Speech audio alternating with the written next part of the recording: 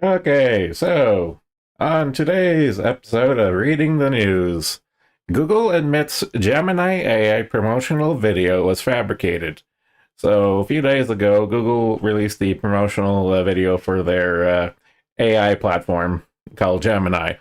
And pretty much what came out in the wash was that for purposes of this demo, latency has been reduced and Gemini outputs have been shortened for brevity.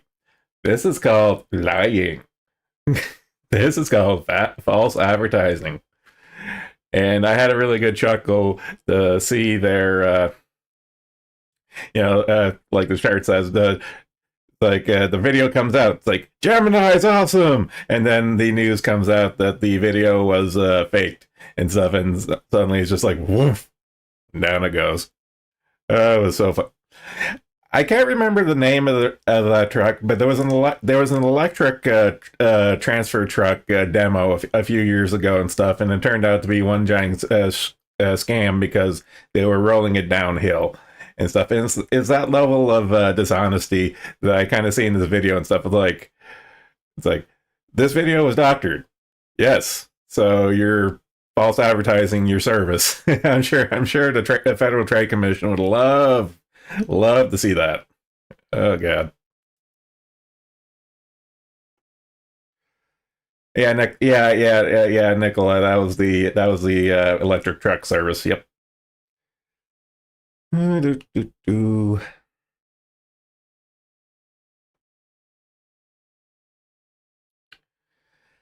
Okay, Hunter Biden versus Elon Musk. First crackhead talks trash during Moby Damage Control podcast.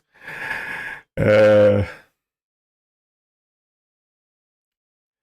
where to even begin with this? Okay, so Hunter Biden got they finally got something to stick with Hunter Biden. As always, it comes down to taxes. They got Capone on this here, so they're getting Hunter on the tax evasion shit. And apparently he went uh, on some podcast and he started just ripping on Elon Musk for apparently no reason. And I just like the way it's worded. Like while discussing Elon Musk, Hunter began projection ranting. This is a new phrase. This is a new phrase I got to remember and like burn into my mind. Projection ranting. It's like so very distinct and succinct and descriptive. I love it. Uh, I don't know. Not really too much to this. I just found it amusing that Hunter Biden, for no apparent reason, just like starts going off on Musk because that seems to be the popular thing to do with these guys at this point. It's like, oh no, the world's richest man is not playing ball with us, much like how Trump wasn't playing ball with us. So we're gonna make him the new devil. It's like rah rah rah.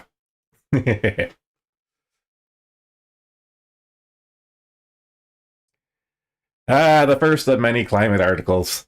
I can't wait until that cop. I can't wait until COP 28 is over, so I can kind of tap the brakes on all the climate talk and stuff. But since the 2 week meeting is still going on, but it's effectively wrapping up soon. So the instant that's over, I'll be like, oh, okay, enough of this. All right, so the media is hyping up carbon passports to restrict travel. This is shit we've heard before and stuff. So you were the carbon they want to get rid of. So, like, I remember the Liberals in Canada really tried to push this carbon tax thing, and it did bump up the price of gas for a bit and stuff. But a lot of people got really hissy about it and stuff, so they kind of rolled it back a bit. But in this case, it looks like more of the same shit. Let's see. CNN ran a hit piece. Yeah, of course they did. Man, some of this wording. Tourism is part of the problem, the piece asserts, adding the tourism sector generates around 1/10 of greenhouse gas emissions that are driving climate crisis. Yes, the tourism sector, sure. How about the private plane sector? Can we see the metrics on that, please? No? Okay then. Good question. Good question. Next question. This concept may seem extreme. The writer states before telling you that it isn't, and probably a good idea because of how on the verge of collapse the environment is. Oh shit!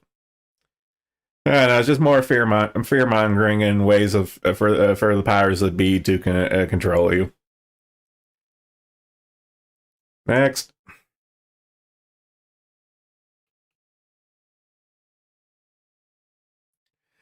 Okay, this actually gave me a chuckle because I remember when the news for this first made the rounds, and I was like, "Good luck implementing that."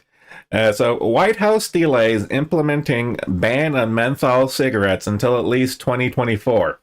So I'm kind of reading this in terms of the election. So they're gonna delay banning menthol cigarettes until after the very important election. It's almost like they've been pissing off a certain demographic of their voter base as of late and stuff, and this seems to be a bridge too far. You don't want to piss off in its entirety the basketball American demographic, so they're going to keep the menthol cigarettes around for a little bit longer, and this just tickles me on a level that I can't even comprehend. Because it's so obvious. It's so obvious what they're doing. Yeah, it is beyond parody. Like you and I, like we all know what's going on here, and it's just like, The federal agency estimates the ban on the flavor additive could prevent 300,000 to 650,000 smoking deaths over several decades. Blah blah blah. In addition, the tobacco product standard would improve the health and reduce the mortality risk of current menthol cigarette smokers by decreasing cigarette consumption and increasing the likelihood of cessation. No, that just means instead of cessation, they're gonna implement their own market. They're gonna buy their own loose tobacco from the natives, and they're gonna like I don't know spray like breath mint on it or something. I don't fucking know. I've seen some really creative shit when it comes to tobacco products and stuff. So if you legislate against it, they're gonna get creative. That's just how the world works. Okay, and this is like the very telling line. Particularly high rates of use by youth, young adults, and Americans with African ancestry. uh, Listerine dip reservations things. Yeah, I'm all for that. Yeah. Yeah. Just run to the reservation station. Pick yourself up some loose tobacco and a bunch of Listerine.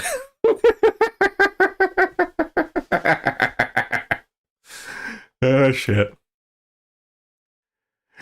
Any delay in finalizing the FDA's menthol rule would be a gift to the tobacco industry at the expense of Black Lives Matter, says the CEO of Tobacco Free Kids. I don't give you don't give a shit about the kids. Let's be real. Oh shit.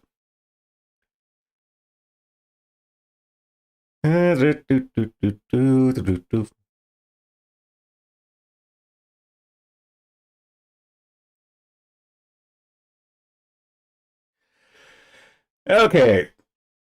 Trumpism created this. Former NOLA mayor says DEI department's not responsible for Jewish safety on campus. So I need to pick apart this. So these motherfuckers are still on their Trump derangement syndrome, and that's going to ratchet up as we get closer to the election cycle. And they have the gall to say that diversity, equity, and inclusion departments are not responsible for Jewish safety on for Jewish safety on campus. It's almost like the progressive stack is the thing, and you're having the conflict between two rungs on the stack. This is hilarious.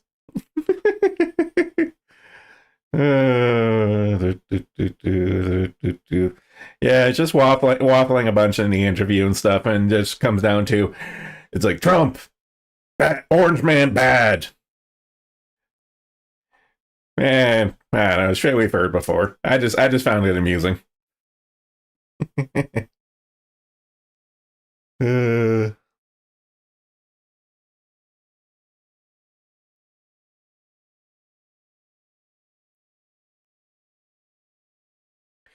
Okay. Report. Trans teen trounces girls in Irish step dancing competition. Ireland again. Placed 11 in boys category at World Championships last year. It's almost like we've seen this a million times. Guy fails at sports when competing against other guys, so he decides to trans out and totally whoops the girls. Funny how that works. I don't know what the metrics are for Irish step dancing and stuff, but I'm sure it's like a point system where, they go on how you're doing for form and speed and stuff. Because I had a bunch of friends growing up in step dancing competitions, so I know it's a thing. And the fact that this here played out the way it did, I'm not overly surprised.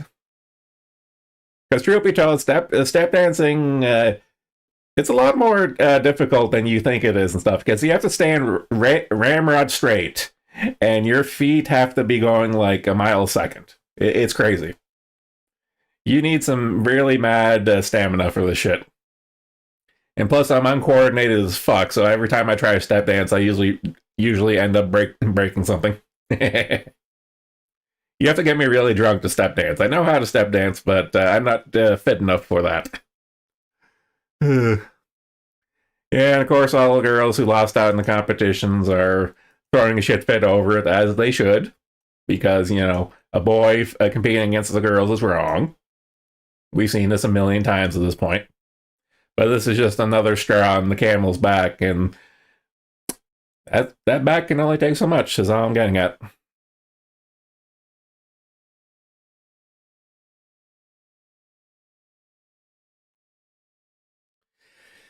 U.S. restricts visas for African leaders over anti-LGBT laws. Africans respond by saying China has many beautiful places to visit. Okay, so with this, just for disclosure, so Africa is under a new regime of colonization that is by China via the Belt and Road Initiative and stuff. And China has a lot of their hands in a lot of pockets in Africa right now. And of course, America, or the West in general, but specifically America in this case, are like wagging their finger at a lot of conservative African nations saying, now, you can't be all Muslim-like and be punishing the gays. And that stuff. Like all the gay trashing and all the trans trashing stuff is like, no, you simpleton African countries, you can't be doing that. And of course, the African nations are like, okay, well, you're not the only player in town anymore, so take a hike. And it's just amusing to see. It's just like, what do you think was going to happen? Like, most of these countries are owned like in their entirety by China at this point. Like Canada's no better and stuff, but more in the case of the developing nations and stuff, it's really bad for them being over a barrel because of China and stuff. And the fact they're like, okay, you know what? It's like, good enough. Who cares?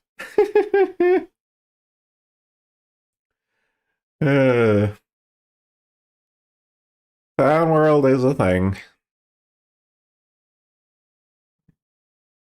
Oh, this one. Okay.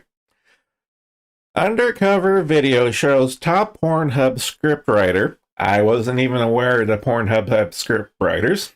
I didn't even know they had original content. Shows you what I know. Scriptwriter talks about inserting trans and gay content to convert kids as young as 12. So this was like a deep undercover, like Project Veritas level little op. This investigator did. And so pretty much, like the guy he was catfishing, like admitted to imposing a lot of social justice and cheese pizza level writing into some of these scripts and stuff. And of course, the report comes out and Pornhub is like doing damage control now and shit, and it's just, we're not surprised because Pornhub a few years ago got through the ringer because of all the cheese pizza content, and advertisers like, you know what, we're gonna pull out because there's no, like the Elon Musk versus like Disney and Facebook kind of stuff. Like those kind of advertisements are a little wishy-washy, with the exception of the blatant Facebook ones. But we went over that before. But the whole Pornhub, like video content, it's like no ifs or buts. A lot of that content was very, very glowy. And of course, Pornhub lost a lot of advertisers. And honestly, Pornhub hasn't been the same since. And seeing shit like that, like this, only seems to like make it worse, in that they're circling the drain, as it were.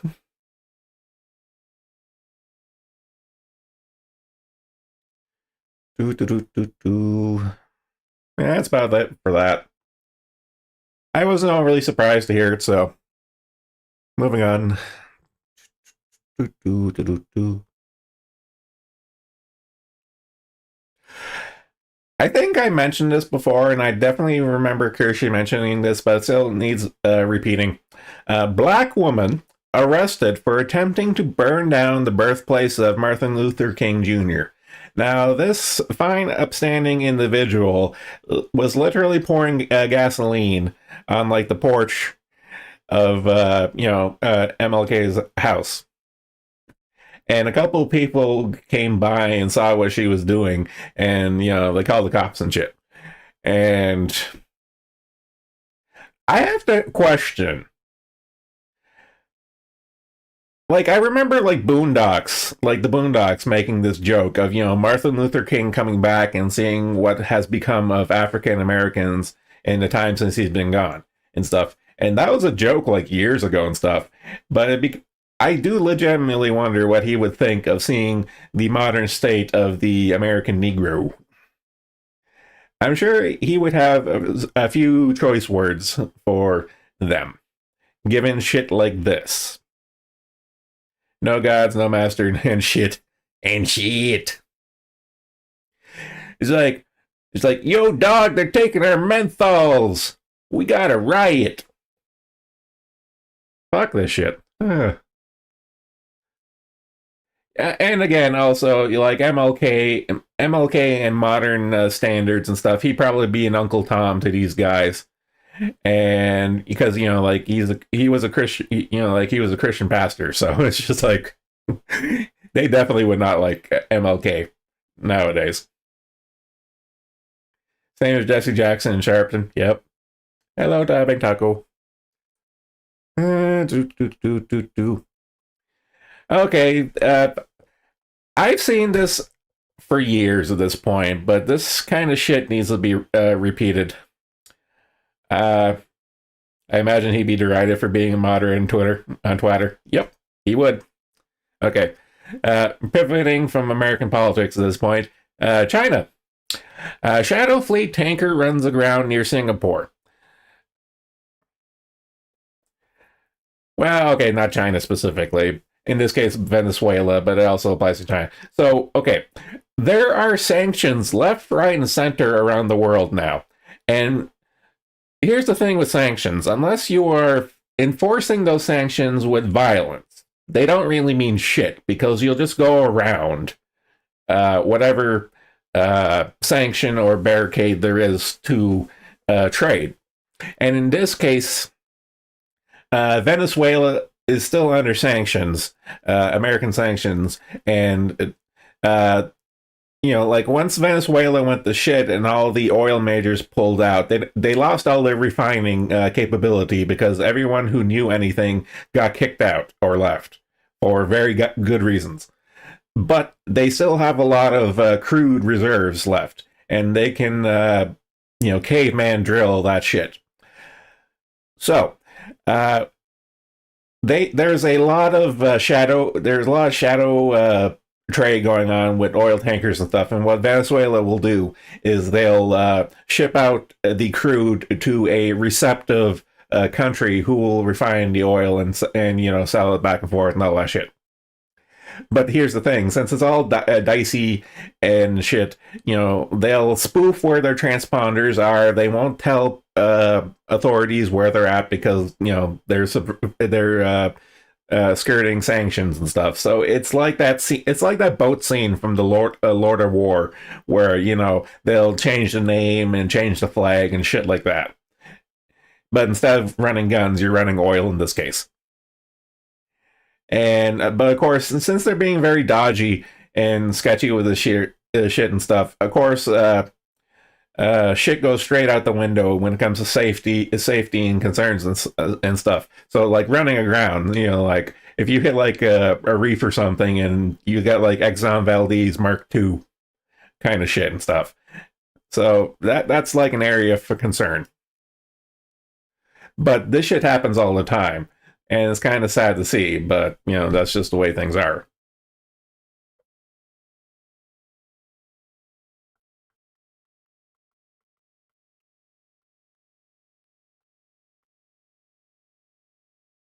No.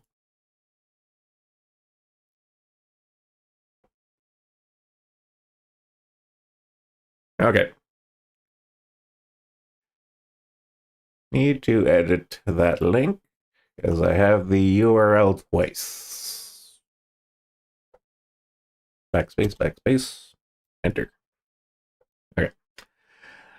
The deep state agenda is controlled demolition of America. Alex Newman. You're going to be hearing stuff from Alex Newman and for the foreseeable future because he's making waves right now as far as news cycle goes. Award-winning journalist Alex Newman, author of the popular book Deep State, says that there is a not-so-secret plan to destroy everything in America and everything it stands for. No shit, we know this. We've seen this. We've been experiencing this shit for years at this point. Like, we know. But again, as with most things I cover, it just bears repeating. Never forget. Never forget that they want you dead, they want your children raped, and they want Western civilization to die. Never forget this shit. And it's all part of an agenda. Yep, global alliance of globalists, communists, socialists, Islamists, but I repeat myself, who are all working and using for the goal of destroying the United States of America. As shit is in America right now, it is still literally the gates holding back the barbarians. Once the United States fall, it's game over. That's just straight up. It's game over. And they think it's funny. Yes. Doesn't matter how many times I hear that the Sam Hyde quote, I will always butcher it. I am incapable of remembering certain things, and that quote is one of them. Let's see. There's enormous backlash building. Just go out and talk to regular people. The silent majority is a thing. Life is getting increasingly difficult. I just went grocery shopping the other day and it cost me $100. That shit is insane. You have an incredible awareness to people that were being looted, robbed, deceived, and that's our country is being betrayed. Yep. I am encouraged by the awareness of people in polling data that virtually nobody believes the media. Media belief is all-time low. I covered that last week or so. And this shit is definitely going to ramp up in 2024. 2024 is going to be fucking wild.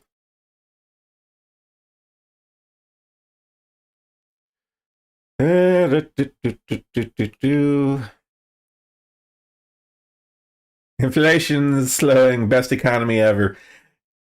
I think I covered this the other day, maybe not, but I remember reading at least that they're rolling back the term Bidenomics. Bidenomics is no longer in White House press releases because they know it's kind of like let's go Brandon kind of thing stuff. They're not fooling anyone. Okay, but moving on to other shit.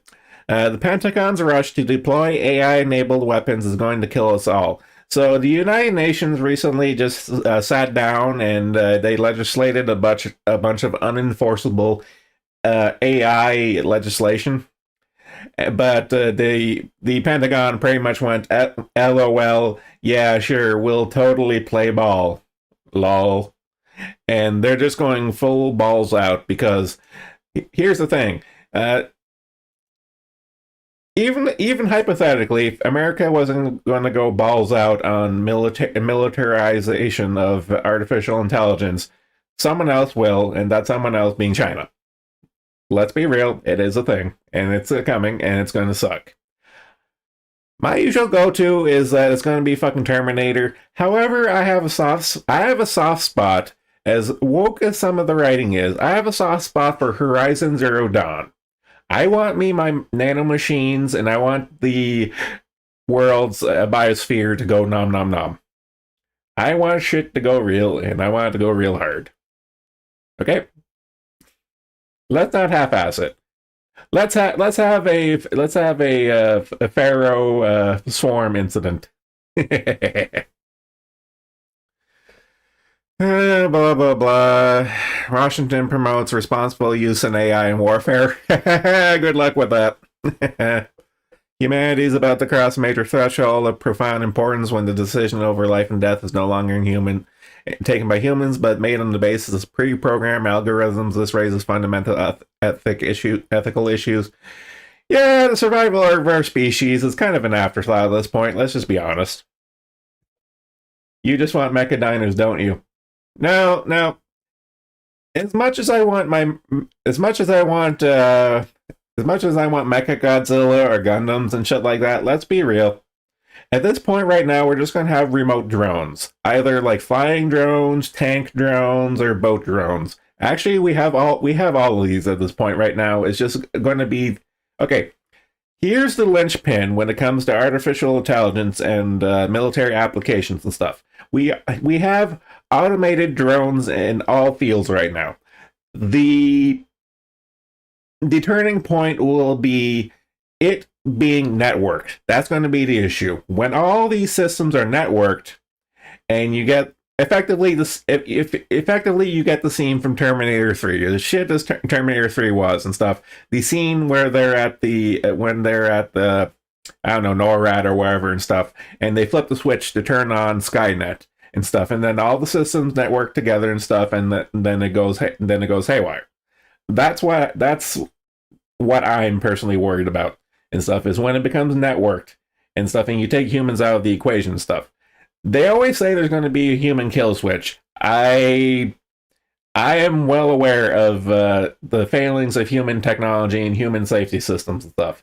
They may have a human kill switch for these integrated systems and stuff, but I am not hopeful for how things will pan out.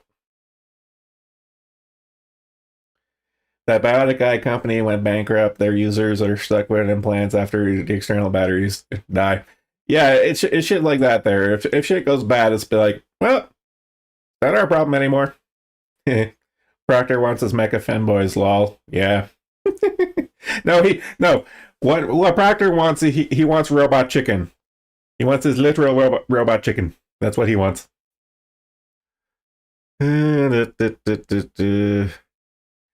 But yeah, I for one look forward to our robot overlords. If they can give me a new digestive tract so I can go full cyborg, I'll be great. I'm willing to sacrifice my humanity for a cyborg life. Oh god, I got a good chuckle out of this one. Okay. Woman who threw hot Chipotle bowl at employee sentenced to work 2 months in fast food industry. This is fucking gold. So the presiding judge gave her the option. Okay, you assaulted someone. Either you're going to go to jail for assault, or you're going to do community service by working as a fast food employee. So you can understand how it is to live in someone else's shoe. I fucking love this shit. We need to break. It's like, I don't care if anyone says, oh, cruel, unusual punishment. Fuck you. This is teaching someone a goddamn lesson, and the lesson hopefully will stick. I don't know if you're going to totally deprogram this Karen and stuff, but this is literal poetic justice, and I'm all for it. So Proctor wants his robot cock. He needs to ask Kershey if she has a lot of those. No, no. All Kershey has is her Hitachi. That's all she needs is her Hitachi. I was there for that stream. uh, it's little stories like this here that gives me a little, keeps me from going completely black pill doomer. And someone out there has a fucking sense of humor.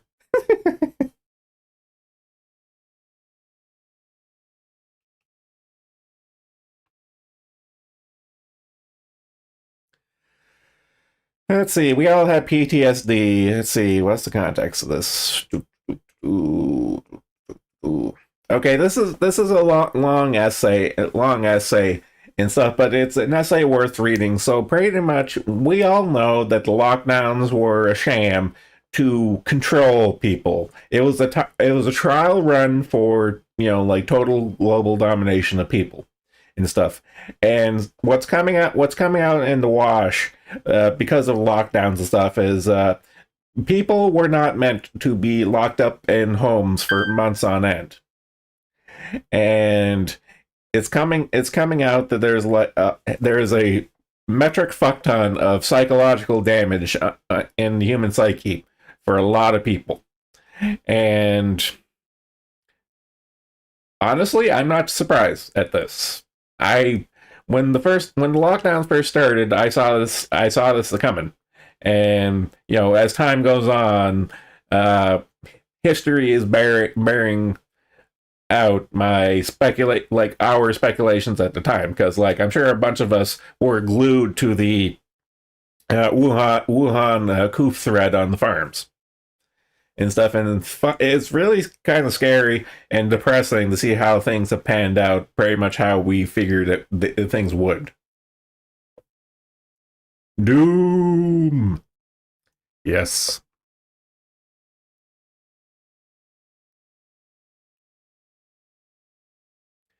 Okay, back to climate change doom. This one amused me. So, okay, recently India surpassed China in terms of global population. So India number one in terms of street shitters, but India is also number one now in country with most polluting cities. There are some horrifying documentaries on YouTube for Indian industry, and that shit is fucking horrifying. When it comes to there are no controls, there are no safety laws, there is no environmental protection. It's fucking disgusting.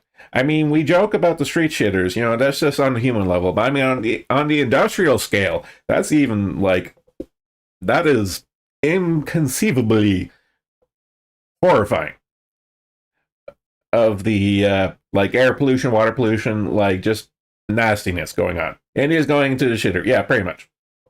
Literally and metaphorically. In this case, metaphorically, as opposed to the usual literally. And it's really kind of scary of how fast it happened. Like in 2017, the majority polluting cities was China, with a bit of India, and then everyone else. Now it's a bit of China, mostly India, and then everyone else is picking up the slack now. It's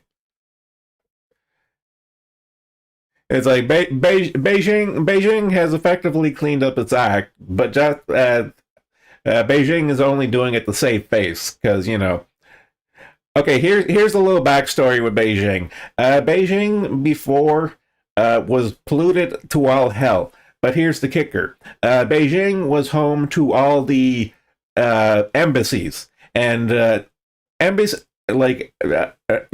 different countries' embassies would do their own air quality data collection and stuff, and they would report that. And Beijing got really pissy about that, because these embassies would make Beijing look bad, but there was nothing Beijing could do about it.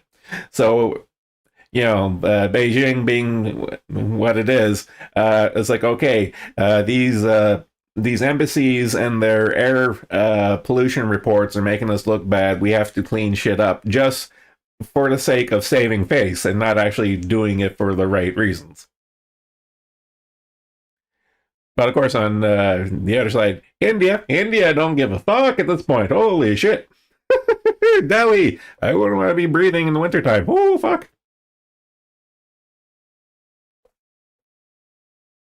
How the actual fuck did their air pollution increase that fast?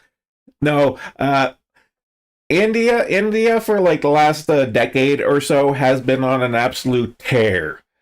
Like, honestly, like the Indian government has had to stick up their ass for the last decade of being a global superpower.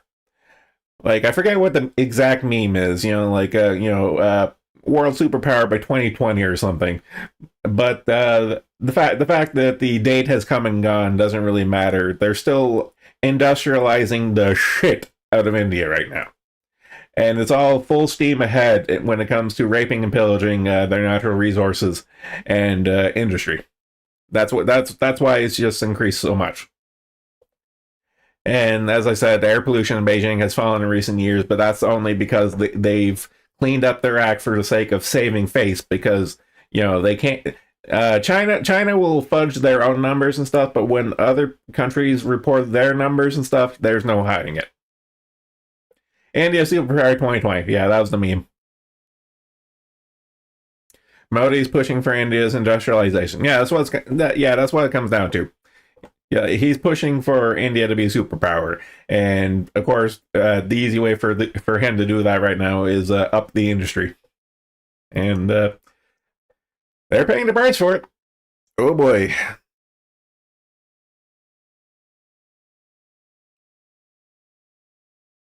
Okay, this gave me a chuckle. Load, you bastard.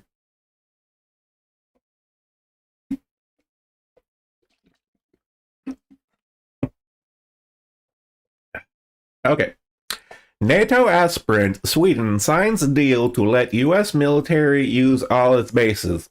So, for those who don't know, Hungary and Turkey are still blue balling Sweden's ascension into NATO. Now, the United States has done what the United States will do, and they went around that, and they've made a bilateral. The United States has made a bilateral agreement with Sweden to allow American forces onto Swedish bases, just so that they can get the ball rolling on integration and shit like that. I fucking hate NATO too. NATO should have died with the Soviet Union, but it didn't, and we have to deal with the consequences of that. Unfortunately. However, little instances like that there is pissing off the right people, that is to say Turkey. You want to talk about NATO mistakes? NATO should have never, and I mean never, have let Turkey in, and they are dealing with that mistake to this day and probably into the foreseeable future. And I don't know. Yeah, the states going back and forth with Turkey right now, it amuses me, if nothing else. Turkey wants to revive the Persian Empire, and that's just not going to fucking happen.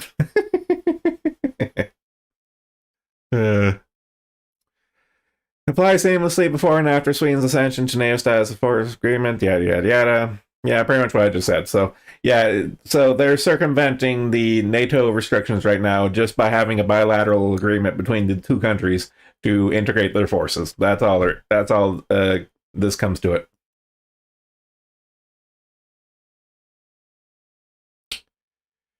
Doop doop doop doop doop.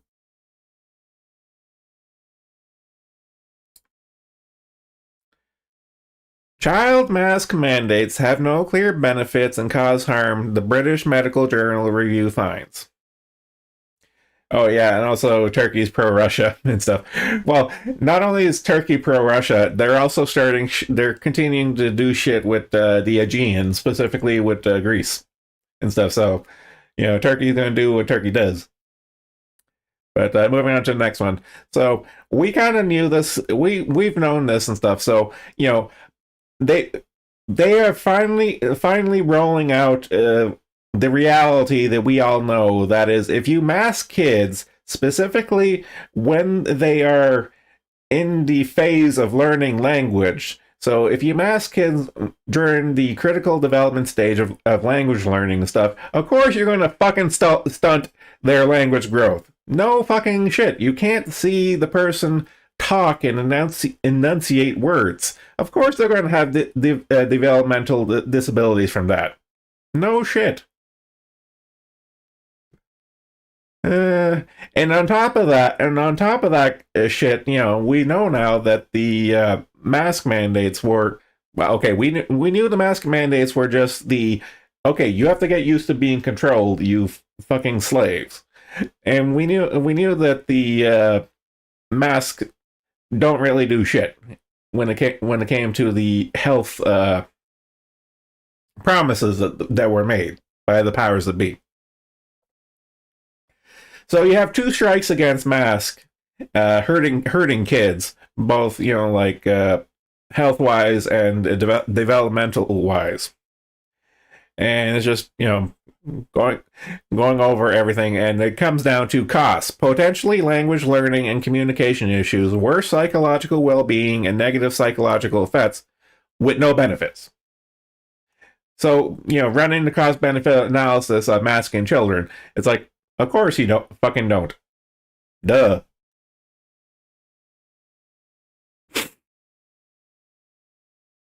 Adults who work with children should be educated about the lack of clear benefits and potential harm of masking children. We say this with the AGP alphabet soup crowd of leave the kids alone, but that also goes for this whole powers that be wanting to control the world. It's like, fuck you, leave the kids alone. They don't know any better. Fuck off.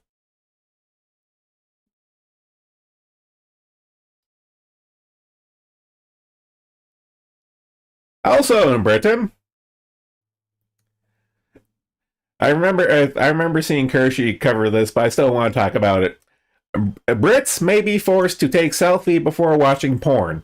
So they have the age verification. Okay, so this is 1984 dystopian shit. So pretty much what the government wants you to do is to take a picture so that the AI algorithm can verify whether or not you are of age to look at porn. And if you fail the age verification, that you'll still have to submit your government license to look at porn. And it also goes into how it's getting more easy to circumvent traditional quote unquote like porn services and stuff, because you have AI virtual porn and shit, like all the lewd VTubers we have going and stuff. It's like there's no age verification on Twitch. Have at it. They'll join the Arabs and Indians in the bathtub section of Twitch. Yeah, pretty much that.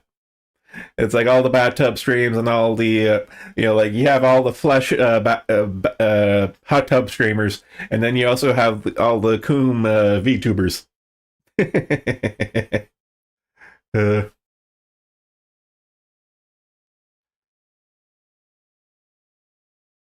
Okay, this gave me a bit of a loop. Okay. Beyond shocking, ACLU will represent the National Rifle Association in free speech Supreme Court case. Now, for those who don't know for American shit, the ACLU is a left-wing organization of lawyers, and on paper they're supposed to be about free speech and rights and shit, but they're not. They're dyed-in-the-wool commies who want to control the world. Which is weird when the Second Amendment lobby group that's known as the National Rifle Association of America These two are politically diametrically opposed organizations, and they are working together on legislation. And this is fucking wild. It's like cats and dogs sleeping together. Absolute madness. I totally butchered that line. Forgive me, Bill Murray. I know not what I do. We're representing the NRA in Supreme Court in their case against New York's Department of Financial Services for abusing its regulatory power to violate the NRA's First Amendment rights. The government can't blacklist an advocacy group because of his viewpoint, the ACLU announced on Free Speech Platform X. So, pretty much what's happening in New York is that the New York government is going after the NRA, as New York is wont to do, but they're going through their financial systems. It's cancel culture. At the end of the day, it's cancel culture, and they're attacking their means of finance in this particular instance. And much like the Rohan in Lord of the Rings, here comes, of all fucking people, the ACLU. This is fucking wild. What the fuck is even this current timeline? I don't know how I feel about the merge anymore the longer it goes on, because we're seeing shit like this, where the goddamn American Civil Liberties Union is actually doing its fucking job. It's like, what the hell? It's fucking weird. Mom, I'm scared. Pick me up.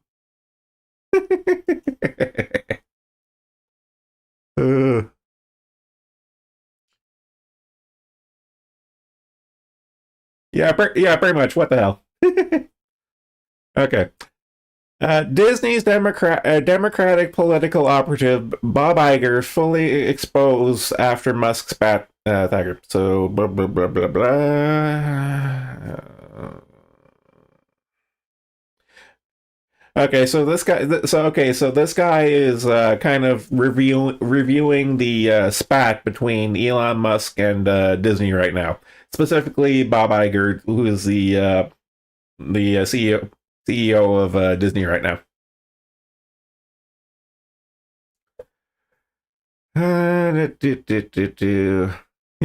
Musk's immortal line right now. If someone's going to try and blackmail me with advertising, blackmail me with money, go fuck yourself. Yeah, so this campaign against Musk, we've been covering it for a while now, and it's not going to slow down anytime soon. But I don't know. The more it gets picked up in news and stuff, and like even if normies are slow, they'll eventually kind of clue in. And it's like, hey, they're talking to Elon Musk and calling him the devil, much like they did Trump. And when Trump was in power, the world didn't end. Shit like that. Oh, fuck you, Mark Ruffalo. No one cares. More of the same.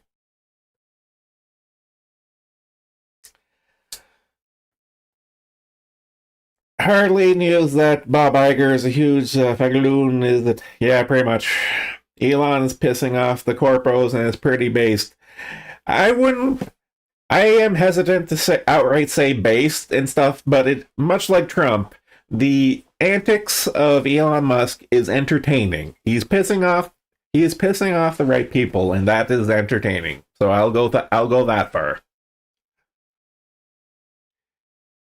Because here's the thing with Elon Musk. Everything that Elon Musk does is for Elon Musk. He's only doing things for his own self-interest. And I'm okay with that. There's nothing wrong with that. I am a self-centered asshole too. I know how it works. But I'm not going to pretend that he's doing it for altruistic reasons. Okay, this has already been covered before, but it needs repeating because it's amusing. Penn president Liz McGill resigns. Okay, so this broad, and a bunch of other presidents from Ivy League schools were in a congressional hearing over the Jews versus Muslims issue that's going on right now. And they were before the congressional hearing, and they weren't able to answer, do your policies promote this shit or protect from this shit. Answer the fucking question, and none of them did. And of course, when that happened and stuff, all the investors and the donators for these universities were threatening like hundreds, and I mean hundreds of millions of dollars being withdrawn from donations and shit because of all this here. And so all these board directors had emergency meetings, and this is the first one to get the boot. And good. This is what should happen. You are not representing your... okay, these universities are wishy-washy when it comes to private versus government organizations. It's very wishy-washy, and there's a lot of money laundering, let's be honest here. And we know how higher education works these days. Like, they're not fooling anyone. It's a giant scam. But when sanity prevails in moments like this here, it does need to be commended. So it's stupid cunts like this here were threatening their bottom line, and nature took its course. And I'm all for that. Yeah, I like this picture. It's like one down, two to go. And we're going to be coming up on this one here in a later article, because something's going down with this one.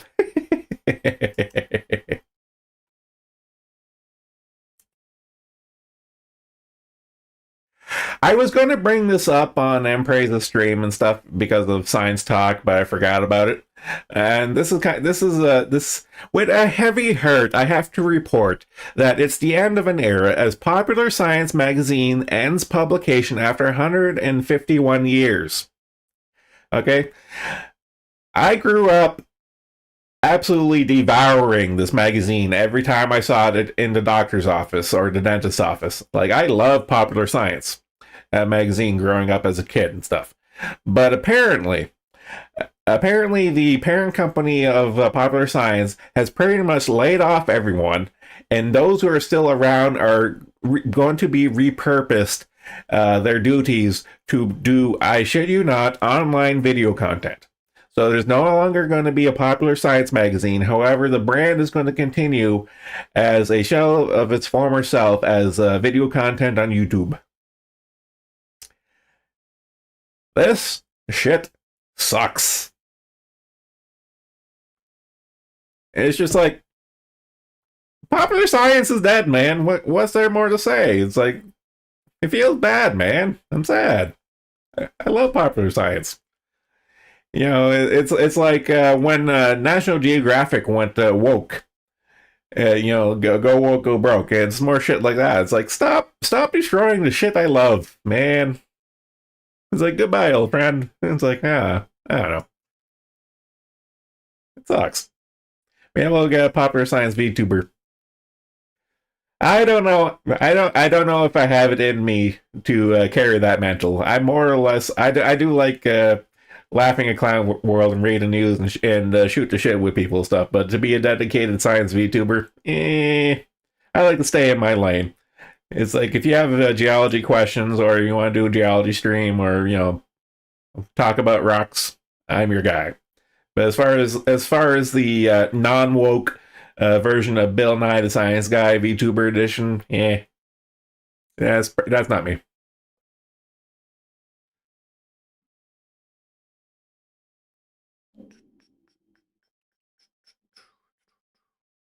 Oh, this one. Okay. Load. This is Kiwi Farms related. Okay. Coach Red Pill. Who hasn't heard of Coach Red Pill? So, apparently Coach Red Pill is maybe still under Ukrainian imprisonment. And Musk asked Zelensky about imprisoned American journalists after Tucker Carlson sounds the alarm. So apparently Tucker Carlson got aware of Coach Red Pill, and Musk, via Tucker Carlson, has become aware of Coach Red Pill and his situation of being imprisoned in Ukraine. And those guys are starting to throw a shit fit and like drawing attention to like, hey, you've the U.S. where the American whatever American department is covering prisoner transfers and shit like that. Like no one's talking about Coach Red Pill, and honestly, if I'm being honest, he kind of deserves this shit. But that's neither here nor there. But the fact the big players of Tucker Carlson and Elon Musk are shining a light on Coach Red Pill and his situation and stuff kind of fucking blows my mind. It'd be like if Tucker Carlson or Elon Musk were to draw attention to like Chris Chan or something. It'd be like, what the fuck happened? Like, why is the merge? Why is the merge happening? Kind of shit. And it's just like on and on and on. But again, it's just like Coach Red Pill's in the news again. Huh. Stranger things, man.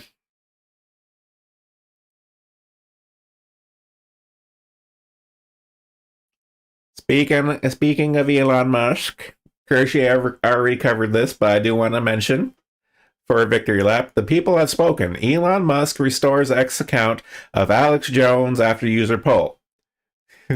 So Alex Jones is now unbanned off of Twitter. I know the joke was made earlier about the Elon Musk being base and stuff, but he's almost getting to the point where even I have to admit it. It's just like, come on, Gay Frogman's back. Celebrate the times, come on. Yeah. Yeah, restoring Jones' account came days after InfoWars blog founder sat down with Tucker Carlson for an interview. Not a fans of Jones, but pretty epic. Again, I do agree. It's kind of like I don't care much for the guy, but he pisses off all the wrong people and he entertains me. So this is an overall win. This is a big W for everyone involved.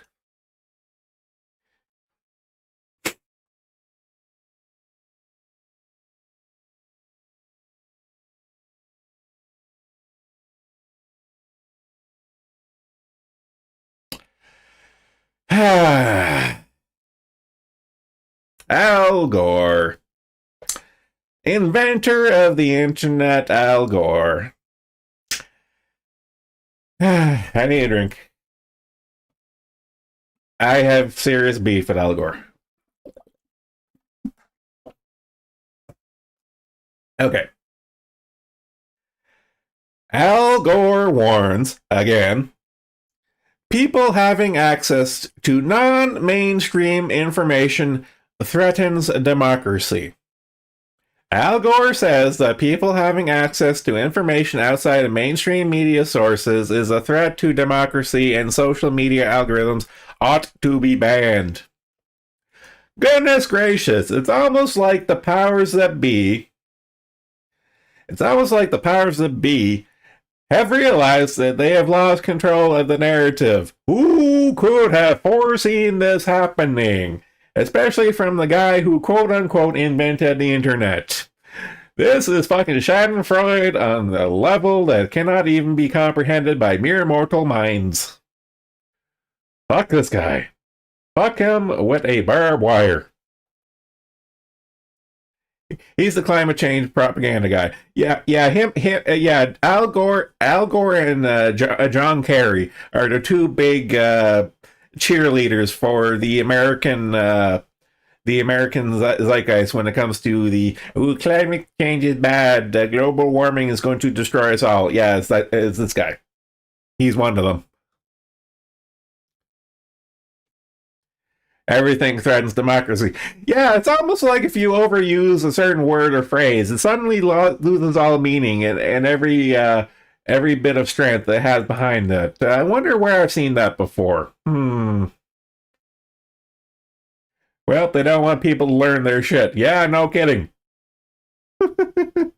Oh god, but just listening to some of this shit. Gore wanted that social media had disrupted the balance that used to exist that made representative democracy work much better. Motherfucker, no it didn't. According to Gore, people are being pulled down rabbit holes by algorithms that are the digital equivalent of AR-15s. Ooh, the scary AR-15s. Ooh, scary guns. They ought to be banned. really ought to be banned. It's like, go fuck yourself.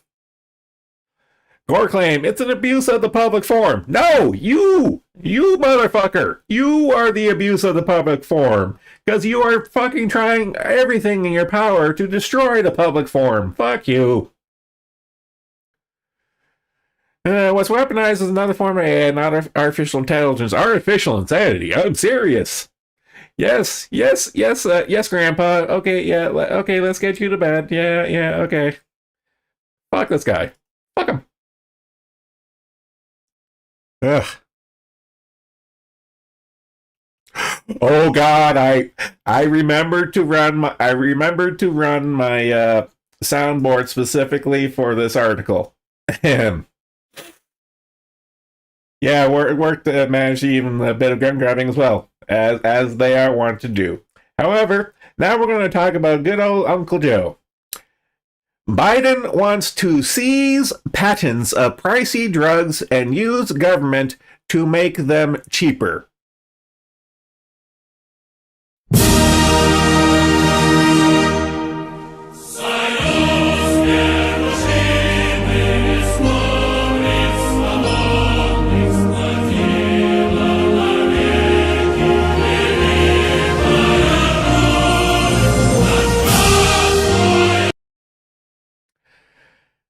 God, I hate these people so fucking much. Okay. The Biden administration has proposed a new rule that would allow federal authorities to seize the patents of costly drugs that were developed using taxpayer dollars. Now, on the surface, on paper, this looks legitimate, but it's not. Holy frick, if they did that, it'd be hell. Yeah, we're going to get into that. Okay, the National Institute of Standards and Technology, an agency of the U.S. Department of Commerce, on December 7th published a set of draft guidelines for the government agencies to evaluate when it might be appropriate to invoke what are known as march-in rights under the legal framework of the Bayh-Dole Act. The Bayh-Dole Act, which is shorthand for the University and Small Business Patent Procedure Act of 1980, grants the government the authority to suspend the patents. Here's the important distinction. Grants the authority to suspend the patents of products of inventions that were developed with federal funding if those products or inventions are not made available to the public. So this Bayh-Dole Act was a check and balance of private industry using taxpayer dollars and benefiting from that without making a return on investment to the taxpayer. That's what the Bayh-Dole Act was meant to do. But the new proposed guidelines, which were reviewed by the Epoch Times, seek to modify the Bayh-Dole Act in such a way as to make the high price alone. Here's the rub. The high price alone of a product or invention developed using taxpayer dollars a sufficient condition to trigger the government's exercise of the Act's march-in provisions. Okay, so before it was like, okay, you have to either pay back or give a service to the American taxpayer if you use American taxpayer funds for research and development, okay? You have to give a little to get a little, is the way it was originally worded. But they want to change it so that if, it's too expensive, they can take away the patent from you and use it themselves. Which is grade A fucking horseshit, because we call that nationalization of resources. In this case, intellectual property, but the sentiment remains. Ain't trusting Biden with any patents. They are greedy fucks. Yes, they fucking are. Surprise! You know how the system works. Funny how that goes. Our patent. Yeah, there's a reason why I played the Soviet anthem at the beginning of this, because that just screams. This screams fucking commie bullshit. It's like it's our drug patents now, comrade. You will take the oh God, what was the Brave New World?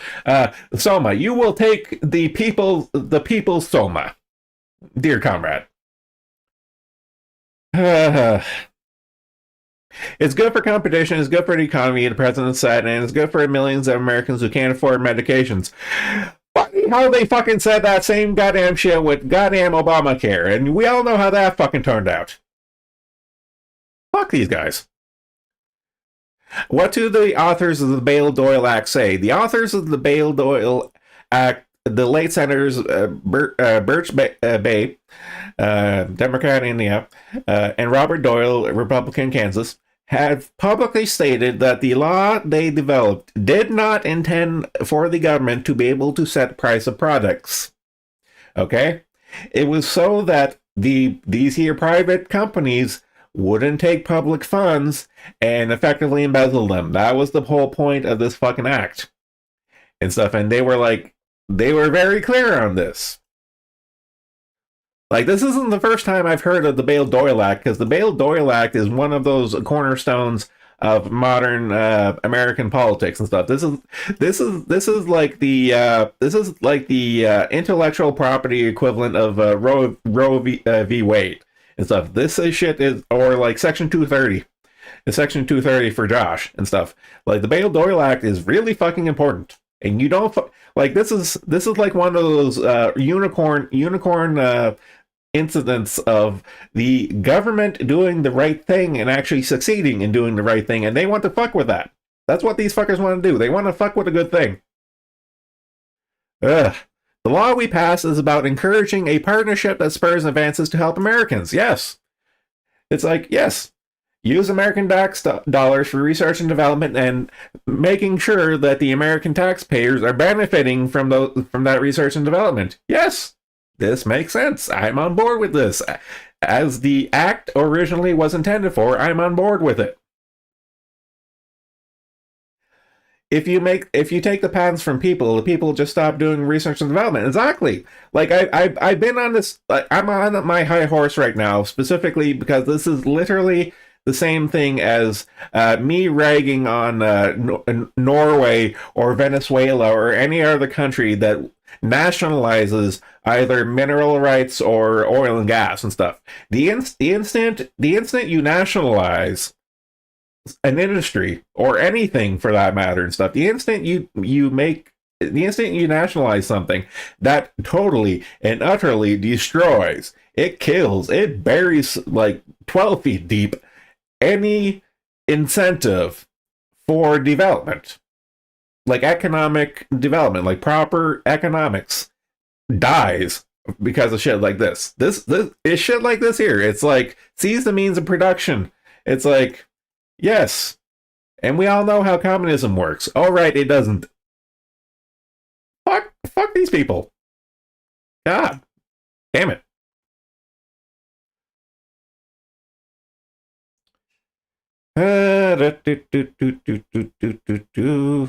Okay, we have a couple of COVID back-to-backs. Back-to-back COVID stories coming up. Okay, this is scary shit. This is shit that should keep you up at night. Japan approves world's first self-amplifying mRNA COVID-19 vaccine without published efficiency or safety data. Goodness gracious, where have I heard this shit before? Oh, Operation Warp Speed. Yes, okay, so Japan's doing their version of Operation Warp Speed for whatever fucking reason. But they are going ahead with the self-amplifying thing, okay? This is really scary, important shit. Because what you're doing is you're inserting genetic code, because all this shit, all of it is not vaccines. All of this shit is gene therapy. And what they want to do is they want self-replicating gene therapy. That is to say, they want forever gene therapy. That shit is fucking horrifying. You don't have to understand biology to know that if you insert something that's going to be forever, that shit is bad. Well, they need to make new types somehow. You know what? They can have their new types. Their new types are going to have a bit of a handicap, if I'm going to be honest, with the way things are going with this. They can have them. I want to be an old type. I'm okay being an old type at this point. As much as I want my cyberpunk dystopia and I want to be Mr. Robot Man, you know what? they can have the genetic engineering end of the equation. It's Japan. It's all that not all that shocking. Yeah, I know. I know. It's sad. Okay.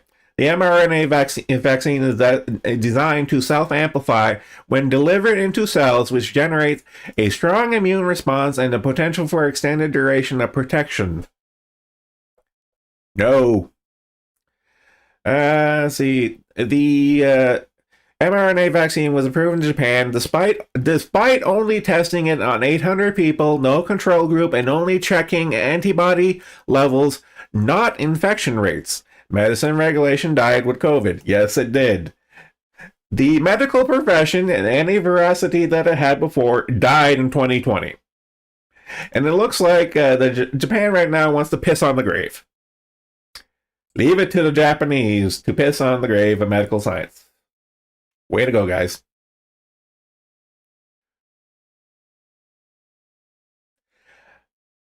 This is the cybernetic modification is okay, genetic modification is bad. This is a long topic I do want to talk about sometime, but I need someone to bounce off ideas with and stuff, because I do have strong opinions on this. According to the preprint study, whatever recipients report a slightly lower number of localization reactions, risk. Yes, there's a lot of fucking risk. There's not a single study showing that the messenger RNA is broken down in the human body once it's injected. Yes, and they are designing it specifically in this instance so that it doesn't. So that it sticks around. Mr. Stater previously pointed that BioNTech's mRNA vaccines are not made with messenger RNA, but with modified RNA, mod RNA. Yeah, okay, you can make that little distinction, but it doesn't change the fact of what you're trying to do here. We need super soldiers, more gene fuckery, or mutants. Genetically engineered cat girl, Elon. Where's our cat girls? Elon. I don't know. I've always here's where I'm coming from. I have always had an interest in biology. Biology is a scary thing. Maybe I took a little too much to heart the scene from Jurassic Park in 1993 of, their geneticists found their dad's shotgun and, shit went down. But it doesn't change the fact that that is pretty much verbatim here the case. Genetic engineering is the most powerful force we've ever come across that doesn't involve splitting or infusing the atom. And if 2020 and up, for how we handle medical or science anything in current year, for how the last few years have been, this shit should scare the pants off of you.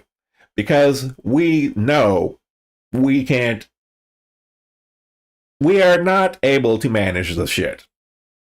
And they want to go balls out. Balls to wall level engineering, genetic engineering shit, and they want that on the mass scale. I want Tangent Fox girls. Yes, don't we all? Unfortunately, right now you have to deal with tangent, radioactive, copyright-friendly dinosaurs.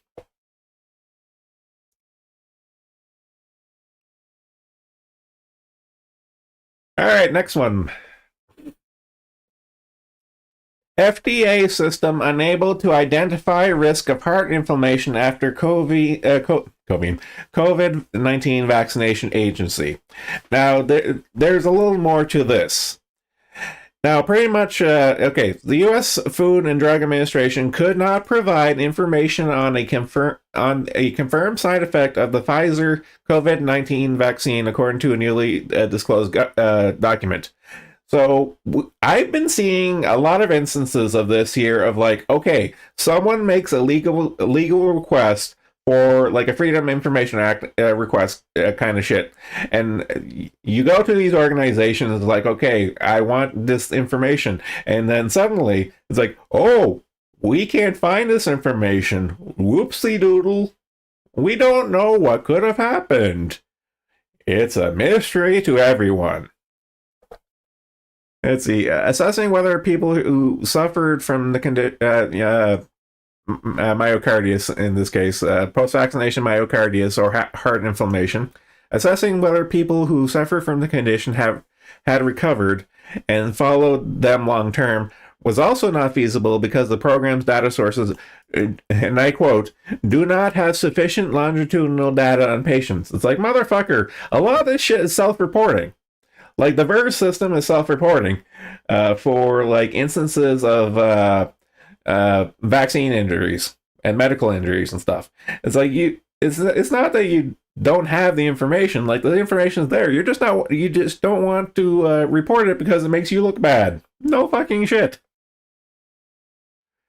It is shameful that the Sentinel program electronic database that the FDA officials use to monitor reported vaccine side effects appears to have failed. Allegedly. Appears to have failed to adequately assess the magnitude of risk of heart inflammation. It's like, VAERS, for instance, is repeatedly described by officials as being unable to provide vaccines cause any conditions. Even though the fucking VAERS system went fucking gangbusters over the pandemic and stuff. Like, it was the service reporting vaccine related injuries went through the fucking roof during the pandemic and stuff, and the system couldn't handle all the inputs, and they have the gall to say, it's like, oh, we don't have any information. It's like, motherfucker, you guys were getting swamped. You were getting absolutely swamped with information, and now you say you don't have it. Bullshit. Bull fucking shit. When you really look at the system collectively and what they say about it themselves, the question remains, what is an adequate safety surveillance system used by our authorities to provide reliable data to the FDA and CDC concerning vaccines? Yeah. What's the fucking point? What's the fucking point of having these systems even to begin with if you don't use them, or, heaven forbid, idle speculation on my part, that you maybe might fudge with the data? Fuck these people.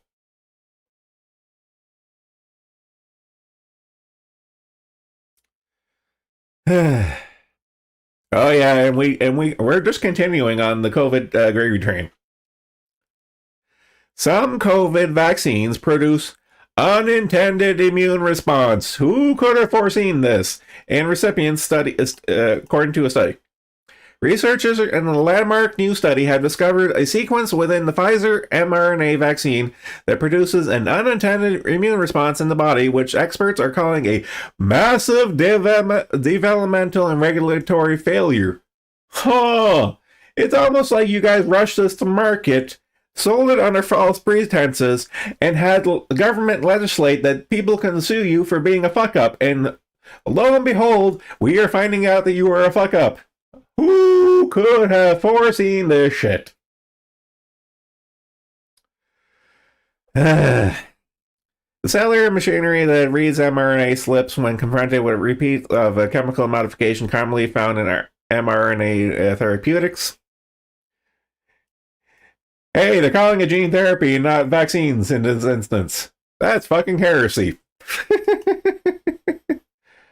Let's see. We can remove error-prone code from mRNA in vaccines so the body will make proteins we want for an immune response without inadvertently making other proteins as well. Well, obviously that's not the case.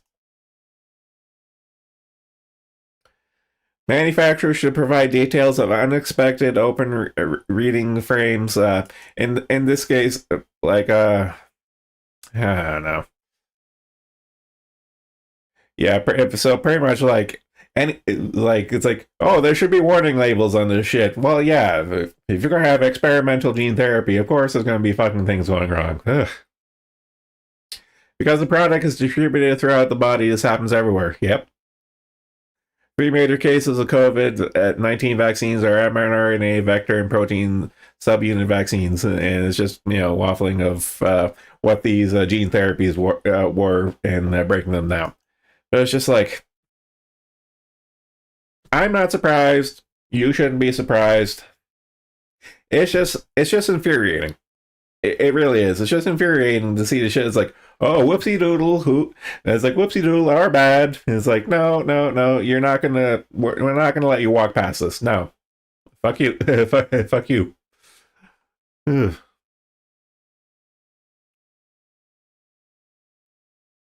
In other news, another moment of clarity in Germany.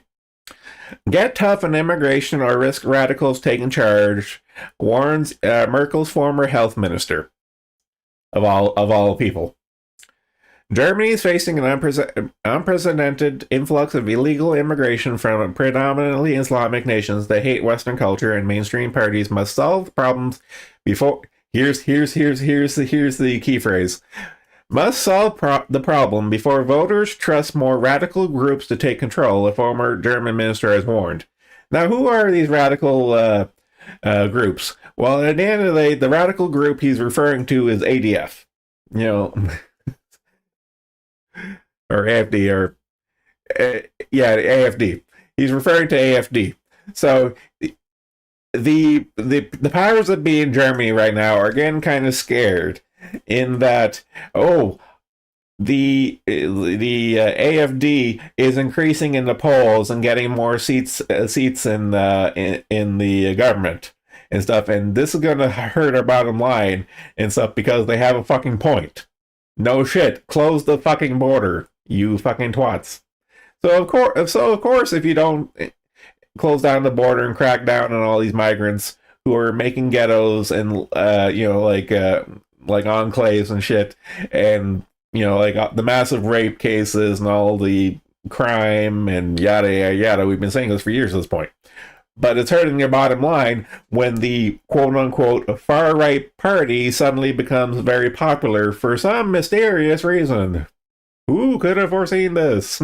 The first thing I look up is AFD's Alice Weidel be Germany's first far right leader since Nazi era. Yeah, they're really going hard with pushing the making the AFD equals Nazis uh, gaslight. They are trying to gaslight the German population of like, oh, AFD is totally Nazis, far right. You don't want the Nazis to come back. It's like, honestly, at this point, they're not. If we're being completely honest, they're not fooling anyone because AFD is surging in the polls and elections and stuff. It's like they're not fooling anyone. The people know. The people know at this point, and I'm all for it.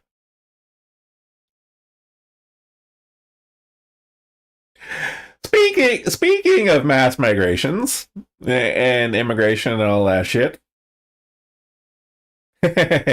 Speaking of, South Korea set to embrace mass migration to avoid extinction. For those who don't know, many developed nations right now are having a population slash demographic crisis right now. Japan is the main poster child for this, but Japan isn't the only one. In this case, South Korea is looking to like Japan's really still to this day stingy with allowing immigrants in to the country, but it looks like the cabal that is the South Korean government are going all in on the okay, let everyone in, and that'll surely and clearly no unintended consequences will come from us opening up our borders to anyone who wants to come in and work for us and pay taxes and take care of all the old farts. Surely nothing bad will come from this. And that's all it comes down to and stuff.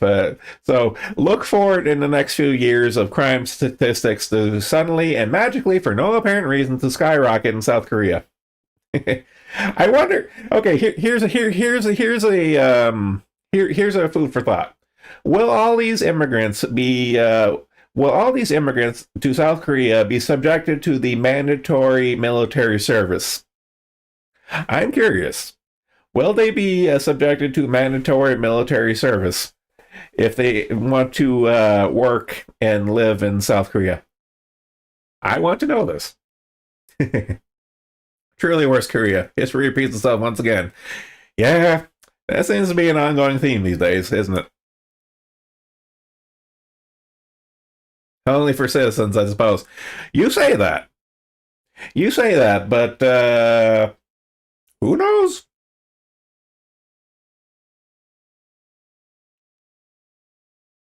Okay, back to climate. Okay. Tense negotiations over fossil fuels phase down as COP28 nears ends. I've covered this over the last few days and stuff, but the long and short of that is COP28 wanted to put a lot of legalized framework into cutting down and withdrawing from fossil fuels.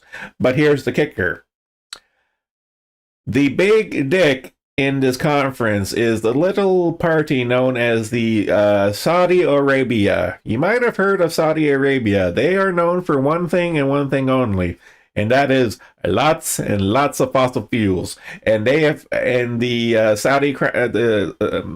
Saudis have taken issue with the entirety, and I mean the absolute entirety of this conference, and it is fucking hilarious. Let's see. COP28 negotiators, including COP28 President Sultan Al Jaber, are engaged in intense discussions over inclusion of a commitment to phase down fossil fuels in the final statement. Saudi Arabia, the world's largest crude oil exporter, vehemently opposes language calling for the phase down of fossil fuels. I wonder fucking why. UN Climate Change Executive Secretary Simon Settil has announced the circulation of a new draft narrowing down negotiations. Yes, because Saudi Arabia is not going to sign on to this shit. No, duh. Of course they're not going to sign on to this. Okay, well, just one day left in the COP28 climate summit in Dubai. Negotiators and delegates were still discussing on Monday a possible disagreement on phasing down fossil fuels and scaling up finance mitigation of climate change. COP28 President Sultan Al Jaber, who is also chief executive of national oil company ADNOC, is you have to understand all of this here is a joke. It's a joke and it's a con. I'm going to repeat this. The COP28 president, the climate change meeting president, Sultan Al Jaber, who is also chief executive of National Oil Company, is pushing a deal to include the final statement for the first time and commitment to cut down fossil fuels in the future. Can anyone say conflict of interest? It almost seems like there's a conflict of interest going on. We need to find consensus and common ground on fossil fuels, including coal. Al Jaber said at the conference on Sunday, as carried by Bloomberg. Blah blah blah blah blah. Again, it's just more of the same what I've been saying right now. This shit is fucking hilarious. That they are I joked before the other day about them having to fly to Dubai, to the fucking desert, to have a climate change conference, because if they were to have a climate change conference and say, oh, I don't know, Berlin or Munich or like Stockholm or like Copenhagen or anywhere else right now in the middle of goddamn winter, that would be bad optics. So they go to the Middle East. This is the kicker. They go to the fucking Middle East to have a climate change conference for the sake of optics and stuff. But the hosting nations are like the oil producing countries of the Middle East. It's almost like having China or Iran as part of the Human Rights Council on the United Nations. You know, shit like that there. It's like, what the fuck do you think was going to happen and stuff? Of course they're not going to play ball and they're going to call you a bunch of idiots. Of course nothing's going to get done. What were you expecting? For the Saudis to magically play ball and shoot themselves in the foot and kill the golden goose? Of course not. Oh, God. Oh, okay. We're going back to the Ivy League thing. So, resign in disgrace. Ackman takes aim at Harvard president as PhD plagiarism allegedly appear. It can be depending on the context. So 7 words could be the undoing of Harvard President Claudine Gay. This chick I foreshadowed earlier. So this lady, they were uttered in response to a question on whether calling for the genocide of Jews was against their university's code of conduct. She has since apologized for her comments in an interview with the Harvard Crimson. But the pressure continues to mount as billionaire investor Bill Ackman has her in his crosshairs demanding Gay and others resign in disgrace, a demand that is gathering momentum after Penn presidents resigned on Saturday, like what we covered earlier today. On Sunday, Ackman penned an open letter to Harvard's governing board of directors where he reiterated his call for Claudine Gay to be removed. Because, like, her and the other twats who were on the took part in that congressional hearing could not answer a straight yes or no to do your policies promote or hinder these issues, yes or no. And her and her cohorts are making the universities look bad. So here's the thing. If your university looks bad and has a bad reputation, then it comes down to the point of why get a university education? Why do I need to go to an Ivy League school if people look at the Ivy League name and immediately throw it in the garbage? This is a legitimate concern because all these higher tier education system stuff, they work on the system of like, is it worth it? Is this credible? Like credibility. Once you kill the credibility, what you're once you kill the credibility, what you're selling becomes worthless. Was she the one that got back to school and said sorry to the school paper? Yeah. She's the one that apologized to the Harvard school paper. It's like, oops, my bad. But okay, here's the crux of the article here. Apparently, but things got even stickier for Gay, as she appears to have plagiarized section of her PhD dissertation, according to research published Sunday evening by Christopher Rufo. First, Gay lifts an entire paragraph, nearly verbatim, from Lawrence Bobo and Franklin Gilliam's paper Race, Sociopolitical Participation, and Black Empowerment. I'm certain this is probably word social justice warrior word salad stuff, but she couldn't even be bothered to make her own word salad. She had to copy and paste from someone else's paper. Okay, and she's getting caught on this. Though Gay does provide a reference to the original author, she uses their verbatim language with a few trivial synonym substitutions without providing quotation marks. This is a big no-no. If you are copying and pasting someone, you have to quote them. You can't pass it off as your own words. This is writing 101. Gay repeats this violation throughout the document, again using work from Bobo and Gilliam, as well as passages from Richard Shingles, Susan Howell, and Deborah Fagan, as she reproduces nearly verbatim without quotation marks. Like, she went copy and pasted for her PhD dissertation. This is no better than like Elizabeth Warren using her Pocahontas status to get ahead of stuff. This is literally lying. You're lying. You're cheating. She is a liar and a cheater. And of course, she makes the universities look bad and they lose their value and stuff. And of course, like the Penn chick, the board of directors are getting very pissy. The board of directors are getting very pissy at these people and stuff because they're cutting their bottom line, because they're devaluing the brand, and all the donors are threatening to pull out again millions, hundreds of millions of dollars from these institutions. So how you enact change? Easy. You cut their bottom line. Finally, we note that more than 500 faculty members signed a letter to Harvard Corporation urging the university's governing body to not remove Gay. So her cronies are going to bat for her, saying, "Please don't fire her. even though that would be the correct thing to do. Give her the boot like the other one. We wonder how all those supporters will feel about the plagiarism allegations. Yeah. Uh, was she the one that she got back? Yeah. H-Bomber Guy is going to start an awful news age of gotcha moments being plagiarist himself and a rape enabler. Oh, H-Bomber Guy, you are the gift that keeps on giving because you won't shut your fucking mouth. Okay, here's the last thing I got lined up.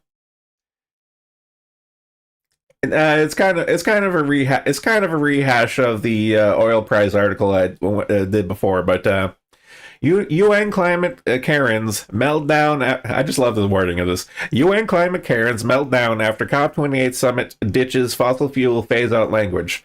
Like I said in the previous one, the Saudis and the other OPEC countries are watering down and neutering whatever language is in these reports and things that they want to do.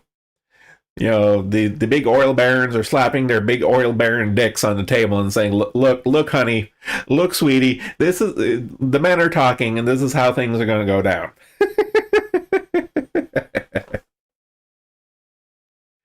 I had to deal with H-Bomber Guy on Something Awful's LP board. He was from back then. No, I lurked on Something Awful back in the day, and I know exactly what you're talking about because I saw it too. Okay, let's see. So, last week, Sultan Al Jaber, the president of UN COP28 Climate Summit, also the president of that oil company, insisted there is no science behind the calls to phase out fossil fuels before getting into a hilarious eco fight with three leading women from the conference over climate change and gender, of all things. Let's make this about gender for no apparent reason because this is all they fucking know. This is the only, like, these are the only talking points these people fucking know. It's like gender, climate change, guns, orange man bad, wah wah wah. Fuck. Okay. You're asking for a phase out of fossil fuels, Aljaber said. Please help me. Show me for a phase out of fossil fuels that will allow for sustainable socioeconomic development unless you want to take the world back into caves. The balls on this guy. I love him. It's like, I love this guy.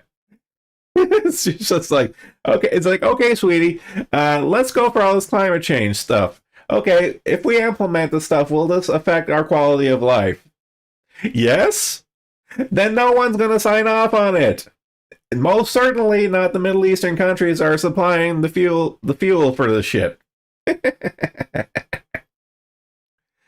I'm not living in a cave. That's all I can say.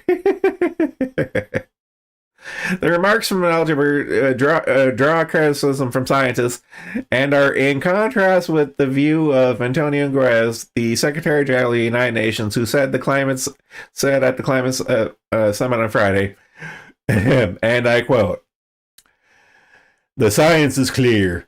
The 1.5 degrees Celsius limit is only possible if we ultimately stop burning all fossil fuels, not reduce, not abate, phase out with clear time frame." Good luck with that. Good luck with that, buddy. Fast forward to Monday with the Financial Times reporting that a draft agreement from the summit has dropped all references to the phase out of fossil fuels following opposition from oil and gas producing countries led by Saudi Arabia. The document, which will have to be agreed by almost 200 countries at the summit in Dubai, sets out an optional range of actions that countries could take to cut emissions to net zero by 2050. Funny how the goalpost always seems to move. Last time I remember, it was supposed to be 2030. Now it's 2050. Yeah, funny how that works. This includes reducing consumption and production of fossil fuels in a just, orderly, and equitable manner, so as to achieve net zero carbon emissions by, before, or around 2050 in keeping with the science, reported the Financial Times. The climate Karens, however, want the text to go further by committing to a phase out of fossil fuels, which any honest idiot could tell you would have extreme repercussions in terms of both energy price inflation, which of course hurts the poor the most, and the logistics of shifting developed nations onto unreliable primary energy sources. No shit. Yeah, they're just like they're going with guns blazing on this. Like it is our very survival at stake. That's why in every room our negotiators have been pushing tirelessly for decisions that align with staying under 1.5 degrees Celsius, said Samoa's Minister of Natural Resources. I'm not going to fucking pronounce that name. Cedric Schulzer, speaking on behalf of a group of small island countries vulnerable to climate change. Well, top shit. You're getting the short end of that there stick, and not my problem. Oh my God. Marshall Islands Minister of Natural Resources John Silk said the country did not come here to sign our death warrant calling for fossil fuel phase out. We will not go silently to our watery graves. We will not accept an outcome that will lead to the devastation of our country. Watery graves, he tells a room full of elites with beachfront homes. Yeah, falling on deaf ears there. Okay, and we're coming back to our good old friend Al Gore. Perhaps the biggest climate Karen, Al Gore, wrote a lengthy screed on X slamming COP28 as being on the verge of complete failure due to the elimination of phase-out language.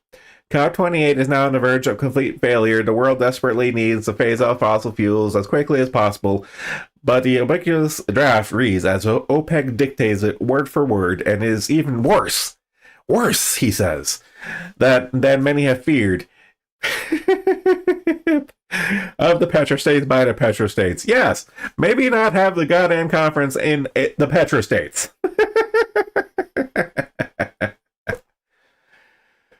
Oh, God.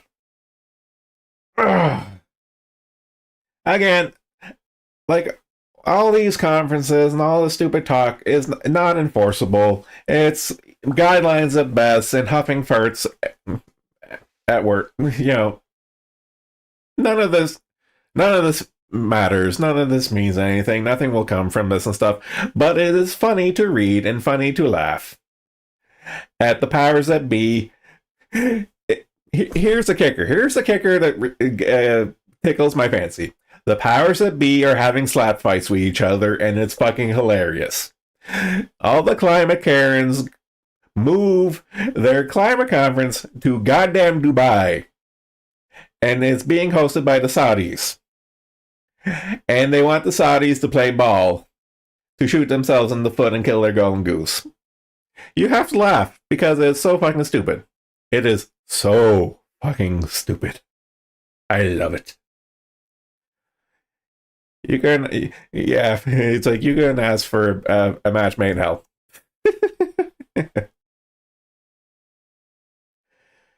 Oh, God. Well, that's about all I got. Doop, doop, doop, doop. Okay. I don't really have anything on the docket. I'm probably going to read the news again on Wednesday. I was going to have a collaboration with Hero, aka Cypher, Wednesday, but it looks like he flaked out. He's apparently busy this week. Air quotes. Really heavy air quotes. Busy this week. So maybe it'll happen in the future. As far as other things lined up, I made a watch along channel on my Discord, and honestly, I shit you not, the instant that a cam torrent comes out for Godzilla -1, I don't care. I'm gonna watch it. Anyone wants to watch it with me, have at it. I'm gonna maybe rope in Empraise to watch it, because she says she wants to do a Godzilla watch along, and honestly, if she's available, I'll probably drag her on too. But goddamn, I want to watch that movie so bad, so bad. Someone, anyone, a screener, a cam, I don't care at this point. I want to see it.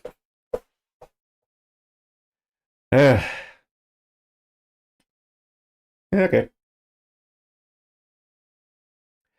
I am not watching Legacy of Monarch yet. I'm going to wait for it to finish broadcasting, and I'm probably going to binge it all at once. Like, for example, the Kong Skull Island cartoon, like the Netflix animated series for Kong. I still even haven't watched that yet because I know it's hot garbage, and I haven't exactly heard the greatest things from Monarch Legacy of Monarch. I am eventually going to watch everything and stuff because I'm going to. It's just how I roll. I will eventually watch everything, but in terms of the Monarch one, I'm just going to wait for it to all be done and just rip off the band-aid all at once. They have one of my favorite actors in it, like Kurt Russell and his kid. They have Kurt and his kid, and even that can't drag me to watch it on a weekly basis as it comes out. I just don't give a shit. I'm just gonna marathon it in one go and just get it out of my system. But until then, actually, as far as media goes right now, I'm actually looking forward to the second half of the second season for Invincible. The second half of the second half of season 2 of Invincible is not coming out until they're going to be rolling it out next year, and I'm kind of hoping is sooner next year than later because goddamn, I know what's going to happen in the story because I read most of the comics for Invincible and stuff, so I know what's in the pipeline, but I still want to watch it.